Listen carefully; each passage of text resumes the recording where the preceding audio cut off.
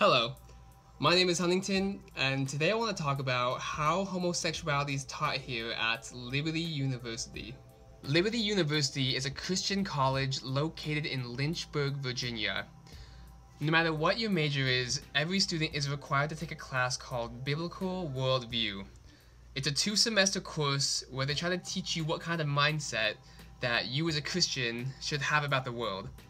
And they go over things like euthanasia, abortion, gender, relationships, but today I want to focus on Chapter 5, Homosexuality. The first page just talks about homosexuality mentioned in the Bible, but in this video I'm not really going to focus on the Bible verses. I know there's some people who debate about different translations of certain Bible verses, but I'm mainly going to focus on the non-biblical reasons they give for why homosexuality is wrong. Because as I hope most of you know, it's not enough to make a claim based solely off of religious text. Our world is made up of many religions and many belief systems, and if you're going to make a claim like homosexuality is wrong or same-sex marriage should be illegal, then you need to have more reasons than just, well, my religion says so. That's not enough validation for your view. So let's look at some of the non-biblical reasons they give for why it's wrong. Myths behind the homosexual agenda. So in this section they're going to give us myths about homosexuality, and they're going to try to debunk those myths. Myth: homosexuals compose 10% of the population. Response: this figure was based on the now discredited Kinsey sex studies of 1948.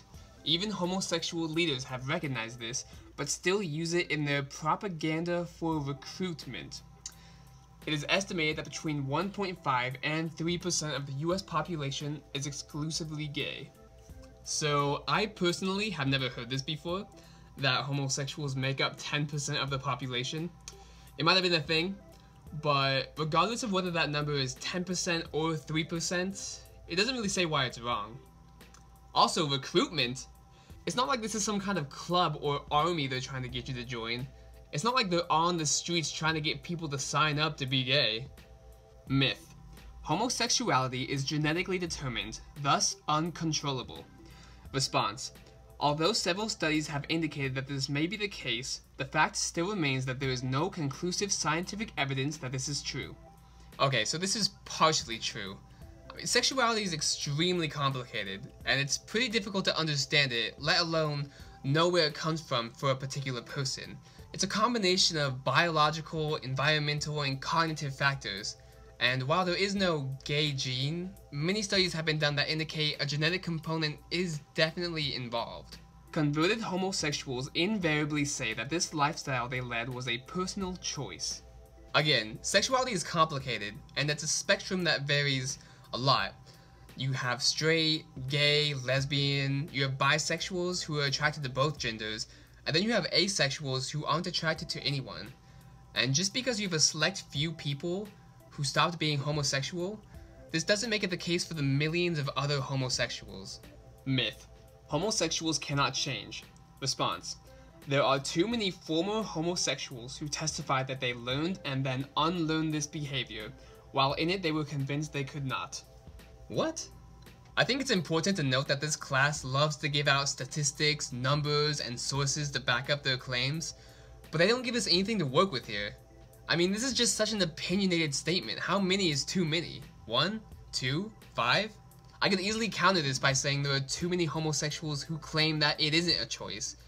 And I dare say that number is far, far greater than the ones who say it is. And I can go a step further with this, and I can say there are too many accredited associations who say that sexuality is not a choice, and who strongly oppose things like conversion therapy. This includes, but is not limited to, the American Psychological Association, the American Psychiatric Association, the American Medical Association, the Pan-American Health Organization, the American Counseling Association, the American Academy of Pediatrics, and the American Psychoanalytical Association, just to name a few.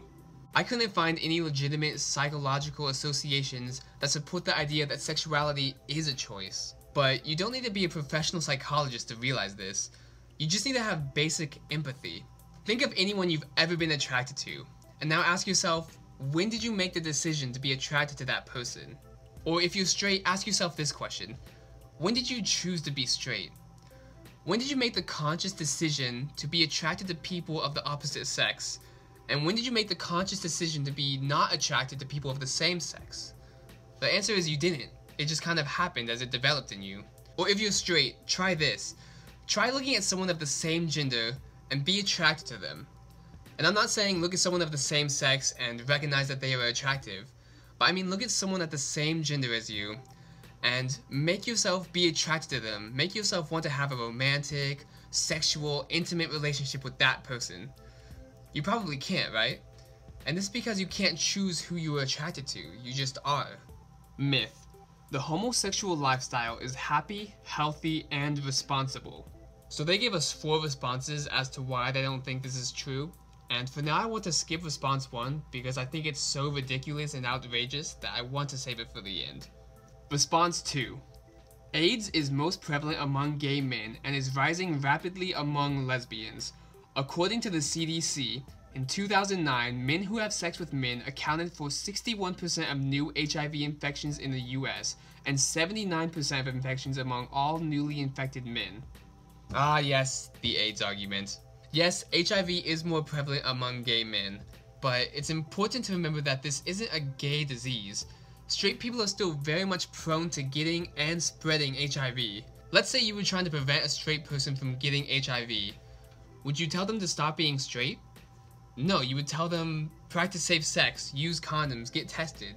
Or if you're on the more conservative side, you might say be abstinent. So why is this any different for gay men? Also, HIV can't just pop out of nowhere.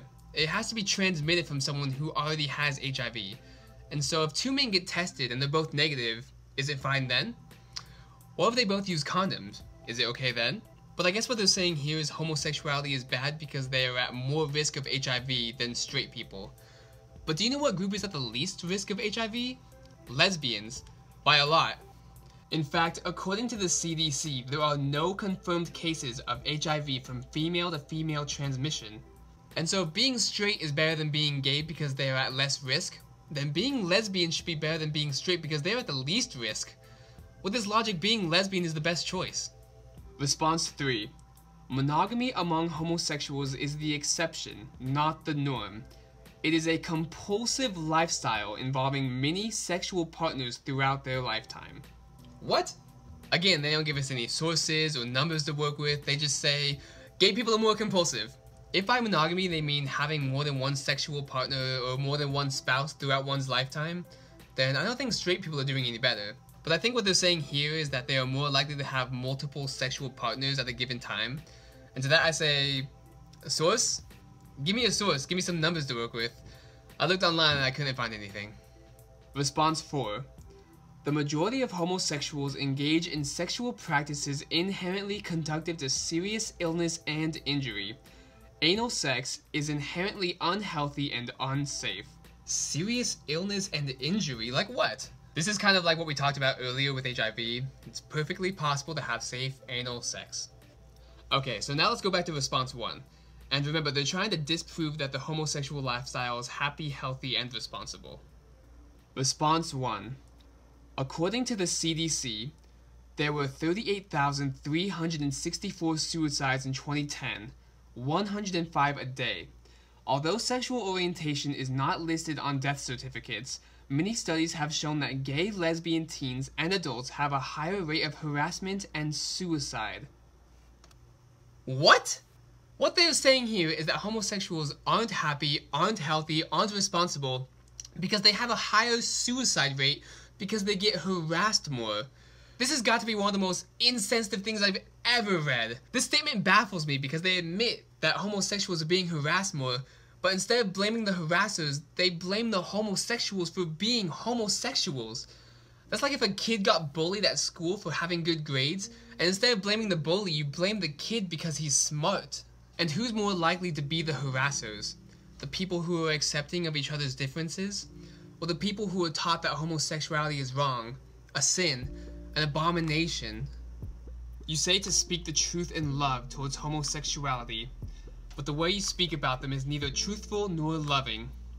You call them compulsive, polygamous, unhappy, unhealthy, irresponsible, detestable, and then state that they are choosing to be this way, with no scientific evidence to back that up. You tell these lies to your over 13,000 students to justify your prejudice towards homosexuals. Before same-sex marriage was nationally legalized in 2015, studies took place on suicide in homosexual students living in states that legalized same-sex marriage versus states that did not, and found that there was a significant decrease in suicide for the students living in same-sex legalized states, not necessarily because they were getting married, but because they felt more accepted by society. Suicide and harassment is still a big problem among the LGBT community, but the answer doesn't lie in trying to change each other, but to accept each other for who we are, despite our differences. My name is Huntington. Thanks for watching.